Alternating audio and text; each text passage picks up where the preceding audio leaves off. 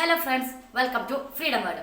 ഇന്ന് നിങ്ങളോട് ഞാൻ പറയാൻ പോകുന്നത് നമ്മുടെ കേരളത്തിലെ തന്നെ ഏറ്റവും സുന്ദരമായതും ഏറ്റവും കൂടുതൽ കടൽ മാർഗവുമുള്ള നമ്മുടെ കിഴക്കിന്റെ വെനീസ് എന്നറിയപ്പെടുന്ന ആലപ്പുഴയെ പറ്റിയാണ്.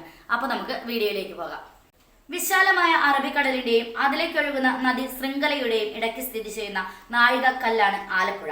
20-ാം നൂറ്റാണ്ടിൽ ആദ്യ ദശാബ്ദത്തിൽ ഇന്ത്യ മഹാസാമ്രാജ്യത്തിന് വൈസ്രോയി ആയിരുന്ന കൾസൺ പ്രഭു ആലപ്പുഴ സന്ദർശിച്ച വേളയിൽ ആലപ്പുഴയുടെ സൗന്ദര്യത്തിൽ മതിമറന്ന് അത്യാഹ്ലാദത്തോടെ ആശ്ചര്യത്തോടെ വിളിച്ചു പറഞ്ഞു, ഇവിടെ പ്രകൃതി തന്റെ അനുഗ്രഹം വാരിക്കൊരിച്ചൊരിഞ്ഞിരിക്കുന്നു.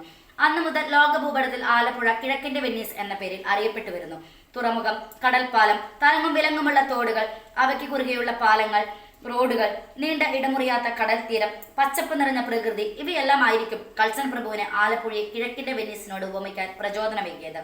കിഴക്ക് കോട്ടയം ജില്ലയിൽ നിന്ന് തെക്ക് കൊല്ലം ജില്ലയിൽ നിന്നുമുള്ള സ്ഥലങ്ങൾ ഉൾപ്പെടുത്തിക്കൊണ്ട് 1957 ഓഗസ്റ്റ് 17-നാണ് ആലപ്പുഴ ജില്ല രൂപീകരിക്കപ്പെട്ടത്. കേരളത്തിൽ പ്രാചീന കാലത്ത് ബുദ്ധമതം ഏറ്റവും പ്രബലമായിരുന്നത് ആലപ്പുഴയിലും സമീപ പ്രദേശങ്ങളിലുമായിരുന്നു.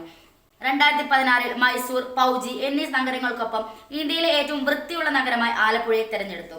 കടലും കായലും ഇടത്തോടുകളും അതിരിട്ട് കിടക്കുന്ന ഹരിതാപമാർന്ന ആലപ്പുഴ പട്ടണം വിദേശ ആഭ്യന്തര വിനോദസഞ്ചാരികളെ ആകർഷിക്കുന്നുണ്ട്.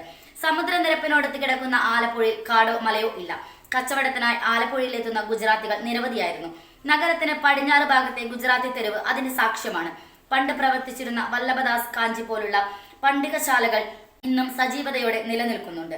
സമ്പന്നകാലത്തെ സജീവതയോടെ നിലനിൽക്കുന്ന ജൈനക്ഷേത്രവും ഗുജറാത്തി ആർത്തുങ്കൽ പള്ളി, തുമ്പോളി പള്ളി, അമ്പലപ്പുഴ ക്ഷേത്രം എന്നീ ആരാധനാലയവുമെല്ലാം ആലപ്പുഴയുടെ പുരാതന പ്രൗഢി വിളിച്ചോതുന്നു.